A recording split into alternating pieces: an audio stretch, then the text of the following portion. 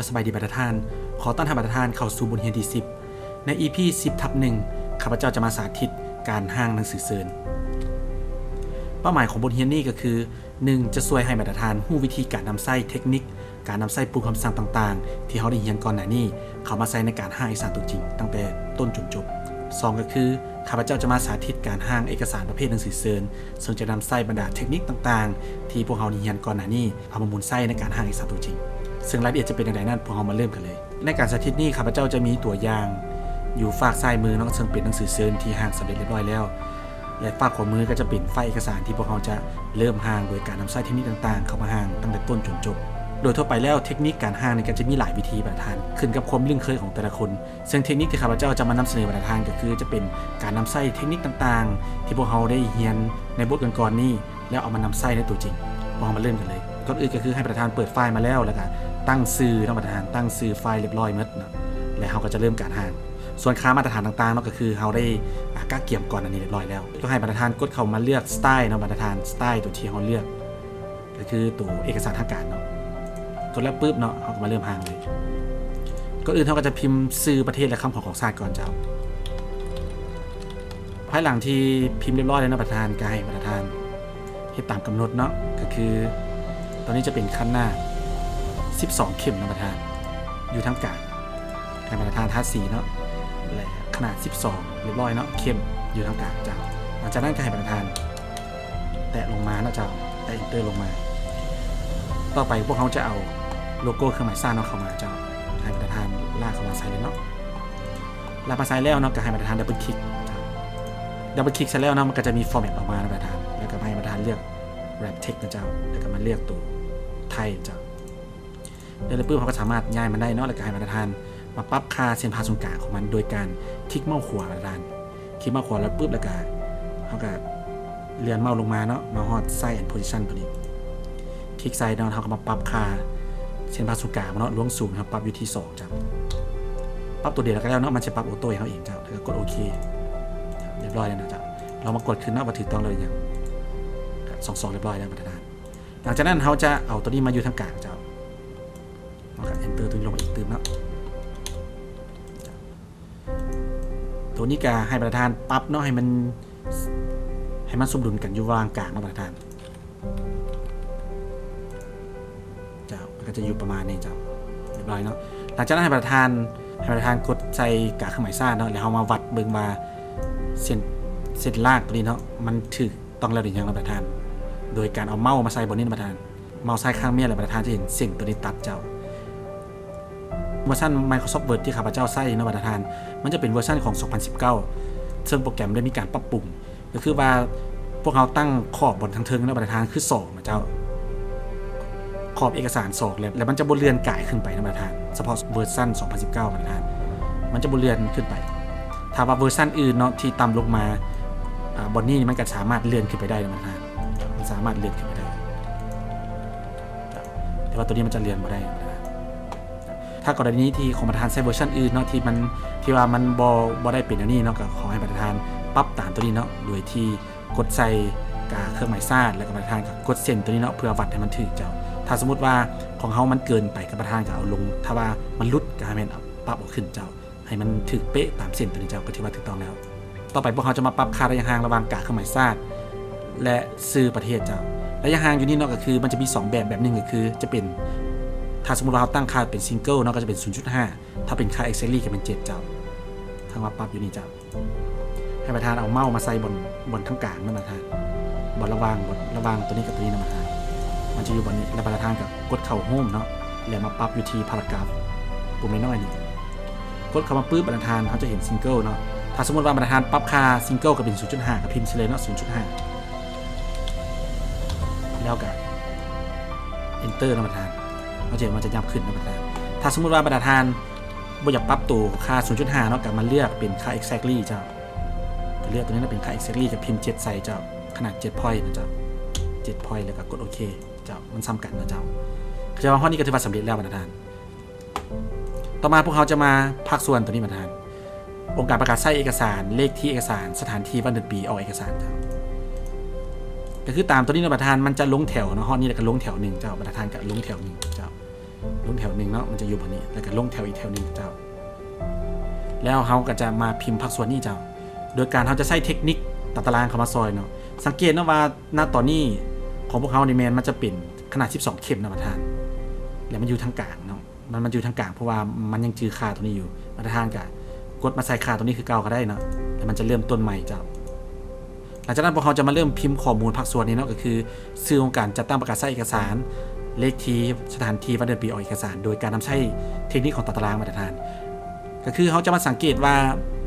ข้อมูลที่เขาจะใส่เนาะลวงตั้งมันจะมี2ส่วน1ส่วน2ส่วนมันนี่ลวงนอนมาสังเกตนะว่าลวงนอนเขาจะเอาจากส่วนก็คือ1นะเจ้า2 3นะเจ้าดังนั้นก็คือเขาจะใส่ลวงตั้งนี่เข้ามา2นะมาตรฐานและลวงนอนนี่เป็น3เจ้าจะเป็นอันนี้เจ้าแล้วก็พิมพ์ข้อมูลใส่เลยเจ้าบีบแท็บเนาะมาตรฐาน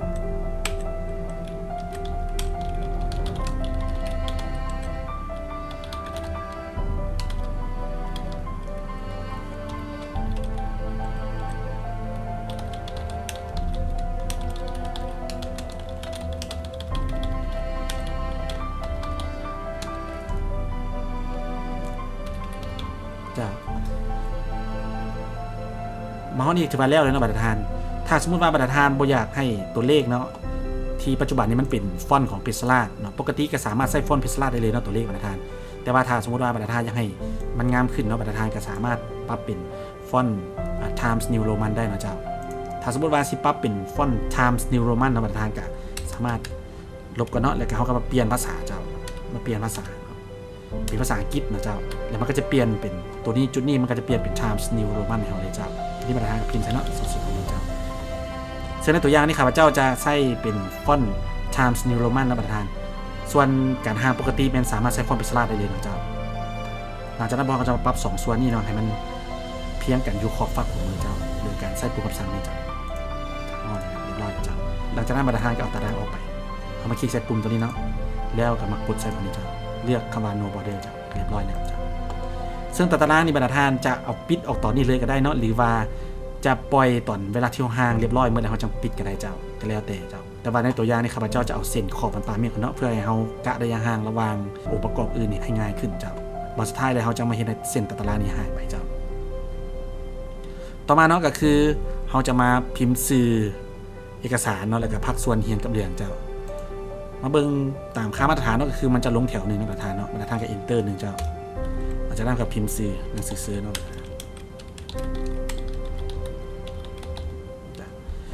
หนังสือเซิร์ชเนาะจะเป็นขนาด14เข้มมาตรฐานกับท่าสีเนาะอยู่ระหว่างกลางขนาด14เข้มจะเรียบร้อยแล้วมาตรฐานเวลาพิมพ์แล้วเนาะมาตรฐานมันจะเมาส์ของเขาเนี่ยมันจะอยู่ท้ายตัวเซิร์ชเนี่ยมาตรฐานแต่เขากับ enter ลงเนาะแล้วมันก็ยังจะจือคาตัวนี้อยู่เทคนิคง่ายคือมาตรฐานกดเข้ามาใส่ตัวสไตล์ของเขาคือเก่าเนาะมาตรฐานแล้วมันก็จะกลับมาตัวปกติมันจะตัวขนาด12ปกติเจ้าต่อมาพวกเขาก็จะมาพิมพ์พักส่วนเฮียนกับเรียงมาตรฐานสังเกตว่าระยะห่างระหว่างซื้อเอกสารกับเฮียนในมาตรฐานมันจะลงแถว1เจ้าเขาก็ enter ลง1แถวเจ้าหลังจากนั้นเขาก็จะมาพิมพ์พักส่วนเฮียนกับเรียงเจ้าทีนี้ก็คือมาตรฐานพิมพ์ไปก่อนเนาะเจ้าแล้วเขาจะมาปรับตำหลังเจ้าภายหลังพิมพ์เสร็จแล้วมาตรฐานเขาก็จะมาปรับมันเจ้าวันนี้เขาจะมาปรับมาตรฐานสังเกตว่าระยะห่างระหว่างขอบเจี้ยมาตรฐานจากตัวนี้ยับมาในแมนเพิ่นกำหนดอยู่ที่2แท็บเนาะก็คือ 2.5 14เจ้า 2.5 14ซนติเมตรก็คือมาตรฐานยับเข้าไปเนาะโดยเฮากดแท็บนะเจ้า2ข้างเจ้า1เจ้า2มันจะอยู่ที่ 2.5 14เจ้าอยู่บนนี้เจ้าตัวทั้งรุ่มก็คือกันเจ้า1 2เจ้าหลังจากนั้นเขาก็จะปรับค่าตัวนี้เป็น12เข็มเจ้าภาคส่วนทั้งหมดนี่นะเจ้ามันจะเป็นขนาด12เข็มนะเจ้า12เข็มหมดเลยซึ่งที่ผ่านมาหลายคนน้องยังหลงว่ามีแต่เฮียนกับเรื่องเข็มเจ้าส่วนเขาจริงโมเมนต์เนาะก็คือมันจะเข็มหมดทั้งภาคส่วนนี่เลยเจ้าทั้งหมดนี่เลยต่อมาพอเราจะมาปรับเครื่องหมาย2จ้ำให้มันซื้อกันเนาะเพื่อให้มันงามเจ้าเพื่อให้มันงามเป็นระบบระเบียบวิธีการก็คือให้มาตรฐานทาสีเนาะทาสีแล้วเดี๋ยวเราจะเอาเมาส์ขึ้นมาบนไม่บรรทัดนี่มาตรฐานแล้วมาตรฐานกับกดเลือกเนาะกดเมาส์ซ้ายนะมาตรฐานกดเมาส์ซ้ายมันจะมีตัวนี้ออกมาเจ้าการวิธีการเทสตัวนี้คือให้มาตรฐานเอามาอยู่บนนี้นะเจ้าบนอยู่ที่ 3.5 นะมาตรฐานเนาะตัวนี้เลข3เนาะตัวนี้ครึ่งหนึ่ง 3.5 จะมาปะในนี้ ไปแล้วเราก็ปล่อยนะเจ้าปล่อยเนาะปล่อยแล้วประธานกับดับเบิลคลิกใส่ตัวนี้คลิกแล้วมันจะมีคำว่า 3.5 เนาะค่าตั้งมันจะอยู่ที่ 3.5 ค่าที่เราต้องการคือ 3.4 ประธานเขาก็ลบตัวนี้เนาะแล้วก็เพิ่มเติมเลข4ใส่นะ 3.4 แล้วเขาก็มากดเซตก็คือการตั้งค่าตัวนี้เพิ่มขึ้นมาเรียบร้อยแล้ว 3.4 แล้วเขาก็จะมาลบค่า 3.5 นี้ออกโดยการกดใส่ค่านี่แล้วก็มากดเคลียร์จ้ามันจะหายไปเนาะหลังจากนั้นประธานกดโอเคหลังจากนั้นค่าตัวนี้เนาะมันจะอยู่ที่ 3.4 ประธานซึ่งปกติแล้วเขาเลื่อนนี่มันจะเลื่อนบ่ได้นะประธานมันจะเอาเป็นซึ่งมันจะเอาตัวเลขก็จะเป็นแบบ 3.5 ไปเลยเจ้ามันจะบ่มี 3.4 ดังนั้นเขาจึงไปตั้งค่าอยู่บนนี้เอานะเจ้าหลังจากนั้นก็ให้ประธานเอาเมาส์มาใส่ทางหน้าเครื่องหมาย2จ้ำนะประธานแล้วประธานกดคอนโทรลข้างเมียนอยู่แป้นพิมพ์เนาะแล้วกดแท็บเจ้ากดแท็บคอนโทรลข้างเมียนเนาะแล้วกดแท็บประธานมันจะยับมาอยู่ที่ 3.4 เจ้าเช่นเดียวกันประธานก็เอาเมาส์มาเมียนอยู่บนเครื่องหมาย2จ้ำเนาะอยู่บนทั้งลุมแล้วกดคอนโทรลข้างเมียนเนาะแล้วก็กดแท็บเจ้าว่าเจ้ามันจะเพียงกันเลยเจ้าว่า 3.4 ถ้าประธานใช้วิธีการเคาะสเปซเอาดิมันจะบ่สามารถเห็นอันนี้ได้เจ้ามันจะบ่เพียงกันอันนี้เจ้าต้องใช้เทคนิคนี้แบบนี้เท่านั้นเจ้าเพราะนี่เครื่องหมาย2จ้ำกับเพียงกันแล้วเนาะแล้วก็เขาเบิ่งแล้วมันก็สวยงามเจ้าเพราะนี่ก็ถือว่าสำเร็จแล้วนะครับต่อไปเขาจะมาหางภาคส่วนตัวนี้มานะหางภาคส่วนบนอิงมานะบนอิงก็คือจะอยู่ลุมบ่อนเรืองนะเจ้า1แถวเขาก็เอาลงมาเนาะมานะ1แถวเนาะ1แถวแล้วก็ลงมาอีกแถวนึงเจ้าแล้วมานะก็มากดใส่ตัวนี้เนาะสไตล์ของเขาเพื่อว่าให้มันกลับมาสู่ค่าเดิมถ้าบ่ซ่านี่มันยังจือค่าเก่าเนาะจะเป็น12เข็มคือเก่าเจ้าเพราะมันจะจือค่าตัวนี้เขากดใส่ตัวนี้เจ้ามันจะมาเพียงวันนี้หลังจากนั้นเขาก็จะมาพิมพ์บนนี้เจ้าค่าตัวนี้เนาะก็คือจะเป็นขีดหน้าเนาะแล้วก็อิงตามเขาจะใส่ค่าออโต้เนาะบัตรทานค่าเวลาเขาใส่ค่าออโต้ปุ๊บมันจะเปลี่ยนไปที่เลยเนาะระยะห่างมันจะเป็น 1.27 แล้วก็ตัวบอลขีดหน้ามันจะเป็น 0.635 นะเจ้าวิธีการก็คือให้บัตรทานใส่เครื่องหมายลบเนาะอยู่ถึงแป้นพิมพ์วิธีที่1แล้วให้บัตรทานกดสเปซเจ้าสเปซอย่างนี้เนาะ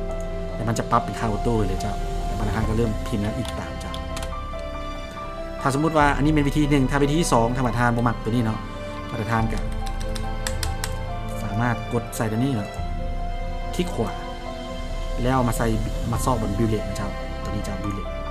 แล้วมาซอกเครื่องหมายคลิกหน้ามันก็จะปิดไปซีออโต้ให้เลยเจ้าแล้วก็พิมพ์แล้วอีกตามเจ้าอีกตามเนี้ยวางแล้วก็พิมพ์ตามเนื้อในเลยเจ้าภายหลังพิมพ์เรียบร้อยนะบัตรทาน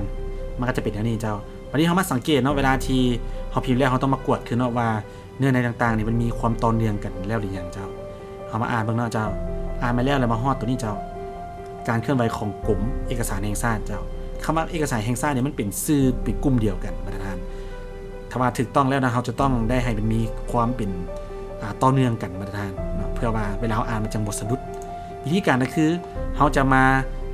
ปรับค่าระยะห่างระหว่างคำศัพท์เขามาสังเกตเบื้องหน้าว่าตัวบอลนี่ก็มีระยะห่างเนาะที่ยังเหลืออยู่เจ้าแต่ว่าเขาคือจะเอาคำว่าเอกสารแห่งชาตินี่ขึ้นไปบ่ได้นะเพราะว่ามันจะเฮ็ดให้มันแคบโพดเนาะมันจะบ่สามารถเอาขึ้นได้เจ้าดังนั้นเขาจะต้องเอากลมนี้ลงมาเจ้าวิธีการเอากลมลงมาคือเขาจะใส่คีย์ลัดเนาะมาตรฐานใส่คีย์ลัดอยู่ถึงแป้นพิมพ์ก็คือให้มาตรฐานกดชิปข้างเมียนนะเจ้ากดชิปข้างเมียนแล้วกด enter เจ้าข้างเมียนแล้วกด enter แล้วมันจะลงแถวนะมาตรฐานลงแถวตัวนี้หมายความว่ามันจะลงแถวที่ยังอยู่ในวรรคเก่านะมาตรฐานเนาะถ้าว่าพวกเขากด enter ละล่าเนาะมาตรฐานลองสังเกตเนาะถ้ากด enter ละล่ามันจะเข้าใจว่าเป็นแถวใหม่นะมาตรฐานเจ้ามันจะเป็นวรรคใหม่ทันทีมันจะมีคิดหน้ามาตรฐานเจ้าทีนี้ก็คือให้กดชิปข้างเมียนแล้วก็กด enter เจ้าถือว่าตอนนี้มันมาอยู่น้ำกันนะมาทานมาอยู่น้ำกันเรียบร้อยแล้ววันนี้ต่อมามาทานสังเกตเนาะว่าเวลาที่ห้องยับตัวนี้ลงมาแล้วเขาสังเกตว่าบนนี้มันผัดโบซื้อกันนะเจ้าโบเพียงกันข้อนะเจ้าข้อตกลงโบเพียงกันเจ้าบนนี้ก็ห่างนะมาทาน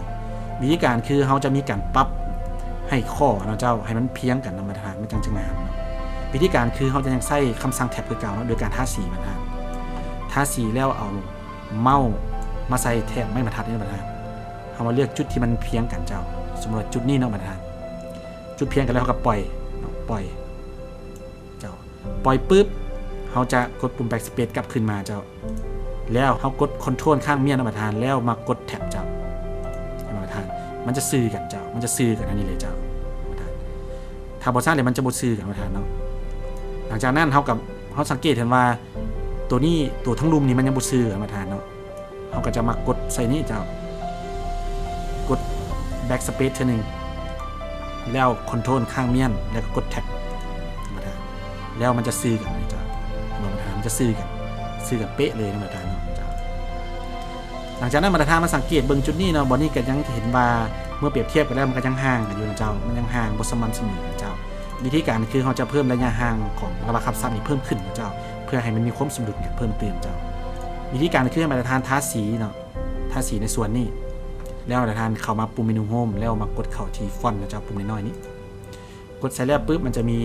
หน้าต่างตัวนี้ขึ้นมาเนาะให้มาตรฐานกดเข้าแอดวานซ์แล้วมาปรับค่าสเปซซิ่งของมัน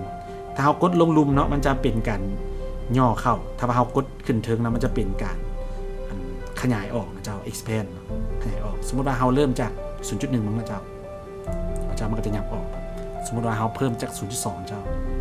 ปรับให้มันพอดีมีครบสมดุลนะเจ้า 0.2 พอดีมันจะยับเข้ามานะประธานเฮ็ดให้เนื้อทีตัวนี้มันก็บ่กว้างปานใดนะประธานมันก็จะเฮ็ดให้งามสมดุลกันเจ้าต่อมาประธานหลังจากเขาปรับแล้วประธานสังเกตเห็นว่ากฎหมายนะประธานเนาะกฎหมายคำว่าหมายตัวนี้ผัดมาลงลุมมันต้องไปน้ำกันนะประธานกับท่าสีเนาะท่าสีตัวนี้เจ้าแล้วมาฮอดบนนี้เนาะฮอดหมายแล้วเขามาปรับค่าระยะห่างระหว่างคำศัพท์เนาะโดยการกดเขาจะเอาตัวนี้ขึ้นไปนะประธานกดลงลุมเนาะสมมติเราเริ่มจาก 0.1 ก่อนประธานหมายขึ้นมาเรียบร้อยแล้วเจ้าแต่ว่ามาฮอดนี้ก็ถือว่าการปรับระยะห่างระหว่างคำศัพท์ปรับเนื้อในต่างๆให้มีความต่อเนื่องก็ถือว่าสำเร็จเรียบร้อยแล้วเจ้าแล้วก็เป็นระเบียบสวยงามเจ้าประธานจะเห็นว่าพวกเขาต้องละเอียดถึงขนาดนี้นะประธานเนาะเพื่อความสวยงามเจ้าต่อไปเนาะจะเป็นภาคส่วนของเนื้อในประธานภาคส่วนของเนื้อในก็จะอยู่ลุมจากบนอิ่งตัวสุดท้ายเนาะ1แถวประธานก็กดลงมาเนาะ1แถวแล้วก็กดอีกเท่านึงเจ้ากดอีกเท่านึงให้มันอยู่1แถวมันก็จะกลับมาคาตัวปกตินะประธานแล้วก็มาเลือกคาตัวนี้เจ้าสไตล์เก่ามันก็จะกลับมาคาตัวฟอนต์เพซลาดโอทีขนาด12เจ้าหลังจากนั้นเขาก็จะมาพิมพ์เนื้อในเอกสารเนาะตามแบบฟอร์มนะประธานเนื้อในนี่มันจะหัวแถวจะยับเข้าไป1แถบเนาะหรือว่าเท่ากับ 1.7 ประธานก็ยับเข้าไปเนาะโดยกดปุ่มแท็บเจ้า1เนาะสมมติว่ากดเทือน1เนาะมันยังบ่เป็นฮอด 1.7 เนาะมันฮอด 0.635 เจ้าแล้วก็กดอีกเทือน1เจ้าประธานมันจะซื้อกันเนาะมันจะเป็น 1.7 เจ้าวันนี้เจ้ามันจะซื้อกันเนาะประธาน 1.7 เจ้าหลังจากนั้นเขาก็จะพิมพ์เนื้อในไปเลยเจ้าภายหลังพิมพ์เสร็จแล้ววันนี้เขาก็จะมาปรับเนื้อในของมันนะประธานปรับเนื้อในของมันซึ่งการปรับนี้ประธานสามารถปรับตอนที่ประธานห่างเมียนก็ได้เนาะเจ้าไปเล่าห่างไปแล้วเขาก็ปรับไปเลยในตัวอย่างนี่ก็คือข้าพเจ้าพิมพ์แล้วเรียบร้อยก่อนเนาะจะปรับให้ประธานเห็นเทคนิคพร้อมกันบัดเดียวเลยนะเจ้าวันนี้เขาก็มาอ่านเบิ่งเนาะประธานเขามาอ่านเบิ่งเลยเนื้อในวันนี้มาฮอดหนังสือพิมพ์เวียงจันทน์ใหม่นะประธานคำว่าหนังสือพิมพ์เวียงจันทน์ใหม่มันเป็นชื่อเดียวกันนะประธานชื่อกลุ่มเดียวกันเขาจะต้องเอามันขึ้นไปน้ำกันเจ้าสมมติเขาจะเอาไมค์ลงมาไปที่เนาะกดชิปข้างเมียนแล้วก็กด enter นะประธานมันก็จะมาในนี้นะเจ้าแต่ว่ามันก็สิบ่งามนะประธานอ่านมันอาจจะสะดุดเขาจะเอาไมค์นี่ขึ้นไปเจ้าวิธีการก็คือเขาจะทาสีเนาะมาฮอดเขาจะใส่ระยะห่างวันนี้เป็นประโยชน์นะประธาน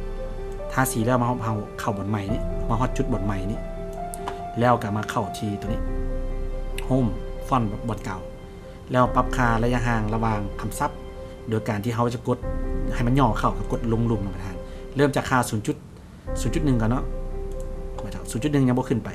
แล้วก็เพิ่มไปอีกประธาน 0.2 ที่มันขึ้นไปแล้วประธานเพราะนี่ก็คือว่าคำศัพท์เรานี่นะมันก็ต่อเนื่องกันแล้วเจ้าเวลาอ่านมันก็บ่สะดุดเจ้าต่อไปเขากวดไปเรื่อยๆนะประธานคำแนะนำเกี่ยวกับเนาะวันนี้มาฮ้อนวันนี้ประธานจะได้จัดขึ้นนะประธานจัดขึ้นถ้าดีแท้คำว่าจัดขึ้นนี่ถ้ามันไปอยู่น้ำกันนี่มันก็สิเฮ็ดให้อ่านนี่เรียนไหลกว่าประธานดังนั้นเขาก็จะเอาจัดขึ้นนี่มันอยู่น้ำกันก่อนที่ประธานจะเอาจัดขึ้นมาอยู่น้ำกันเนาะเขาก็ลองมาสังเกตเบิ่งเนื้อทีเนาะว่ามันเป็นจังไดมันแคบแล้วหรือยังหรือว่ามันกว้างประธานคือเบิ่งเขาเบิ่งอยู่บ่นี้เนาะก็ถือว่ามันแคบเขาจะเอาขึ้นมาก็อาจเฮ็ดให้เนื้อทีนี่มันแคบจนเกินไปวิธีการคือเขาจะเอามันลงมาเจ้าก็กดชิปข้างเมียนนะประธานกดชิปข้างเมียนแล้วก็กด enter เจ้าอยู่บนข้างหน้าจับนี่เจ้ามันก็จะลงแถววันนี้เจ้าจะมาเรียบร้อยแล้วนะประธานเขาก็อ่านกดไปเรื่อยๆนะประธานมาฮอนี่เนื้อใน ก็ถือว่ามีความเป็นระเบียบสวยงามและก็มีความต่อเนื่องระหว่างคำศัพท์เนาะอ่านก็เรียนไหลบทสะดุดเจ้าถ้าเขาห่างถือเนาะประธานมันจะซื้อกันนะเจ้าเส้นตัวนี้มันจะซื้อกันเจ้าเส้นตัวนี้มันจะซื้อกันเจ้าจะซื้อกันเลยเจ้าต่อมาพอจะมาภาคส่วนตัวนี้ก็คือตำแหน่งผู้เซ็นและก็เอกสารคัดติดเขาเบิ่งตัวอย่างเนาะตำแหน่งผู้เซ็นเอกสารคัดติดเนี่ยจะอยู่ลุมจากเนื้อในตัวสุดท้ายเนาะ1แถวประธานกลับมากดตัวนี้เนาะลงท้าย1แถวเจ้า1แถวแล้วก็ลงอีกทีนึงเนาะเพราะนี่เขาจะเอาตารางเข้ามาใส่นะมันเขาจะตารางมาใส่ถ้าสมมติว่ามีหัวหน้ากลุ่มบนเดียวนี่ประธานอาจจะพิมพ์เลยก็ได้เนาะบ่ใส่ตารางก็ได้แต่ว่าแนะนำไม่ใช่ตารางเนาะเพื่อว่าในกรณีอื่นๆมันจะง่ายเจ้าพิมพ์เสร็จเนาะตัวที่2ขนาดหัวหน้ากลุ่มน่าจะเป็นขนาด12เข็ม12เข็มหลังจากนั้นประธานใส่บีบคอนโทรล M เนาะประธานกดเมาส์กดคอนโทรลข้างเมียนแล้วก็กด M อยู่แป้นพิมพ์มันนะเจ้ามันจะยับแล้วนี่เจ้ามันจะยับค่อยๆยับไปซึ่งมันก็จะงามกว่านะประธานเจ้าก็เลือกตำแหน่งที่เหมาะสมนะประธานบ่ให้มันจ่อขอบไม่จนเกินไปสมมติว่าบอนี้มันอยากจ่อพูดประธานก็อาจจะแบ็กมานิดนึงเนาะแบ็กมานิดนึงแล้วก็เคาะไปเจ้าอาจจะประมาณนี้ก็ได้นะประธานให้มันสวยงามนะประธานบ่ให้มันใกล้ขอบเกินไปหลังจากนั้นการประธานเข้ามาพิมพ์ภาคส่วนตัวนี้เนาะเอกสารคัดติดพิมพ์ไปก่อนนะประธานแล้วจะปรับตามนั้นเอกสารคัดติดตัวนี้จะเป็นขนาด10ธรรมดาประธานบนนี้ขนาด10ธรรมดาและขอบของมันเนาะอยู่บนนี้จะแมนยับเข้ามา 0.5 เซนติเมตรเจ้าและตัวนี้ก็จะเพียงกันนะประธาน 0.5 เซนติเมตรบัตรตัวเลขเนาะมันจะอยู่ติดกับขอบเจ้าอันนี้ก็มาปรับเนาะตัวนี้จะเป็นขนาด10ธรรมดา10แล้วเขาก็ลงมาเนาะต่อมาพวกเขาก็จะมาใส่ตัวเลขนะประธานตัวเลขนี้ก็แนะนำให้เป็นออโต้นะประธานโดยการที่ประธานกดตัวเลขก่อนเนาะแล้วก็กดจำเม็ดเจ้าแล้วก็กดสเปซเจ้ากดสเปซตัวนี้มันจะเป็นเข้าออโต้เลยหลังจากนั้นประธานก็พิมพ์ใช่เนาะ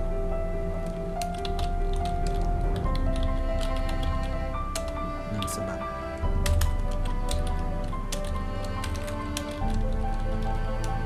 ชุด2มาก็จะเป็นบทข่าวจ้ะ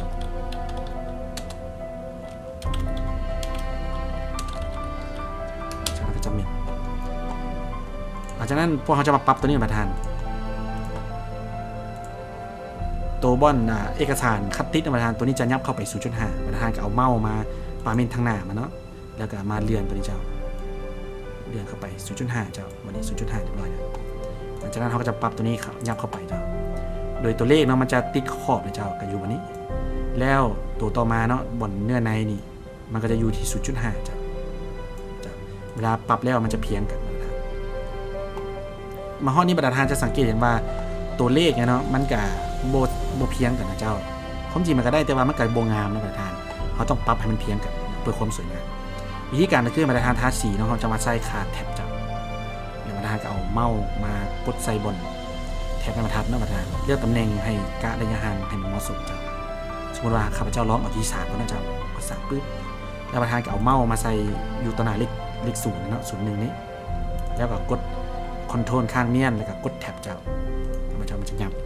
ตัวทำรูปมันเช่นเดียวกันคอนโทรลข้างเมียนแล้วกดแท็บเจ้าวันนี้ประธานก็มาปรับเนาะวันนี้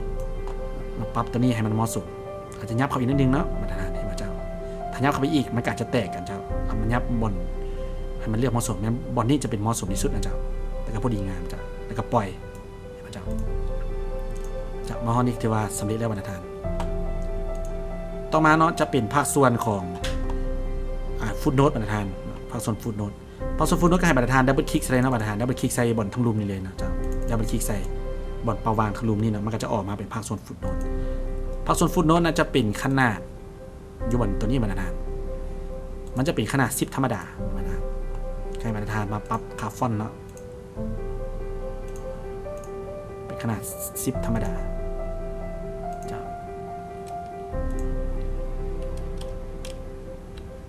ได้ประธานกับพิมพ์ไปเลยเนาะภายหลังพิมพ์ร้อยแล้วมันก็จะเป็นอันนี้นะประธานหลังจากนั้นประธานก็เอาเมาส์กดใส่บนบางเปาเนาะมันก็จะออกจากตำแหน่งของฟุตโนตจ้ะมอนี่เนื้อในก็ถือว่าสำเร็จแล้วประธานหลังจากนั้นเขาก็จะเอาตารางนี่มาให้มันหายไปนะประธานเ เขามาเอาตัดตารางให้มันหายไปตามหลังมันก็จะเบิ่งง่ายเนาะประธานเวลาที่เราห่างเนื้อในตัวที่มันบ่ทันแล้วเนาะเดี๋ยวนี้เขาแล้วเขาจะออกไปบัดนี้จะกดใส่บัดนี้เนาะ no border จะหายไปบัดนี้ต่อไปเนาะเวลาที่เราห่างเนื้อในแล้วเนาะพวกเราจะต้องมาปรับค่าความสมดุลของเนื้อในกับเจียจะเพื่อว่าบ่ให้มันวางจนเกินไปนะจ๊ะคือเนื้อในตัวนี้เนาะก็คือมันวางมันยังมีเนื้อในวางหลายนะประธานตัวนี้เขาจะมาปรับระยะห่างระหว่างแถวให้มันเพิ่มขึ้นจ้ะวันนี้ค่าที่เพิ่นอนุญาตให้ปรับเนาะประธานจะอยู่ระหว่างตัวนี้เนาะจ้ะระยะห่างระหว่างแถว line spacing ถ้าว่าเป็นซิงเกิลจะเป็น1 ถึง 1.15 ถ้าเป็น exactly จะเป็น17 ถึง 22จ้ะวันนี้ข้าพเจ้าจะลองมาปรับโดยนำใส่ค่า exactly เนาะวิธีการการให้ประธานทาสีเนาะเจ้าเขาทาสีตั้งแต่ถึงนี่เจ้าลงวันลุมเนาะหลังจากนั้นให้ประธานกดใส่เมนูโฮมแล้วมากดใส่พารากราฟปุ่มน้อยๆนี้แล้วเขาจะปรับค่า exactly ของมันเจ้า exactly อยู่นี้ปรับค่าให้เหมาะสมเจ้าสมมติว่าค่าที่เพิ่นอนุญาตประมาณ17 ถึง 22นะประธานคือตัวนี้เนี่ยครับเจ้าจะเริ่มจากที่ซาวก่อนเนาะเจ้าซาวก่อนแล้วก็กดโอเค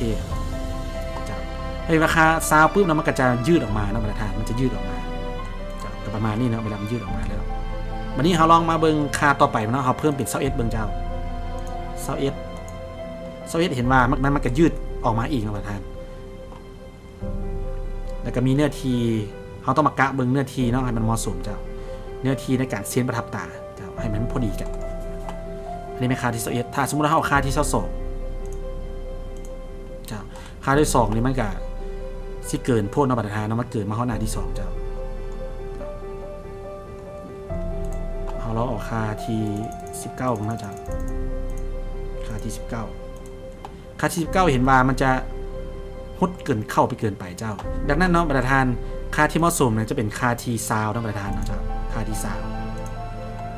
น์จะเห็นว่ามันก็จะรักษาระยะห่างต่างๆนี่บ่ให้ห่างจนเกินไปประธานบ่ให้ห่างจนเกินไปแล้วมันก็จะพอดีงามเนาะเจ้ามีเนื้อที่ในการเส้นและประทับตาเจ้าในกรณีเนื้อในมันหน่อยก็เอากับปรับให้มันยืดออกมหอนี้ก็ถือว่าสำเร็จแล้วประธานเขาจะเห็นว่าเนื้อในก็ถือว่าเป็นระบบระเบียบสวยงามเนาะเจ้าอ่านก็มีความต่อเนื่องบ่มีการสะดุดประธานเจ้ามหอนี้กับเนื้อในนี่ก็พร้อมที่จะให้หัวหน้าเซ็นแล้วเจ้าดังนั้นประธานจะสังเกตเห็นว่ากว่าที่เขาจะได้เอกสารสำเร็จฉบับหนึ่งนะประธานเขาจำเป็นจะต้องได้มีการกวดกาและการจัดหน้าเอกสารต่างๆให้เป็นระบบระเบียบสวยงามนะครับเนื่องจากว่าเอกสารนี้มันเป็นใบหน้าใบตาของการจัดตั้งของเขาเวลาที่หัวหน้าเซ็นประกาศใส่แล้วเนาะถ้าว่ามันสวยงามเนาะก็จะย่องนะประธานว่าภาคส่วนดังกล่าวนี้มีความใจใส่ในการหาเอกสารแต่ว่าถ้าว่ากลุ่มกันข้ามเนาะถ้าว่าเอกสารมันยุมันยะเนาะมีบ่นกว้างบ่นแคบอ่านบ่เป็นระบบระเบียบภาคส่วนอื่นก็เจ้าก็อาจจะตีราคาว่าภาคส่วนดังกล่าวนี้บ่มีความใจใส่เนาะในการหาเอกสารบ่มีเทคนิคในการหาจากมาฮอดนี้เนี่ยในบทเรียนนี่ก็จะประมาณนี้เนาะในการสาธิตนี้หวังว่าประธานจะได้เรียนรู้การนำใส่เทคนิคต่างๆเนาะในการจัดหน้าเอกสารให้เป็นระบบระเบียบประธานก็ลองเอาเทคนิคเหล่านี้ไปนำใส่บางนะเจ้าซึ่งข้าพเจ้าจะแปะลิงก์ไฟล์หนังสือเซิร์นตัวนี้เนาะตัวที่ห้างสำเร็จแล้วนี่ปาเมียนใส่ลิงก์ของบทเรียนนี่เนาะเพื่อให้ประธานดาวน์โหลดลงไปแล้วก็ไปฝึกบางนะประธานลองเอาเทคนิคต่างๆที่ข้าพเจ้าได้สาธิตในบทเรียนนี้ลองเอาไปปรับบางนะเจ้าเพื่อที่ให้ประธานเข้าใจหลายขึ้นเจ้าแล้วพบกันในบทต่อไป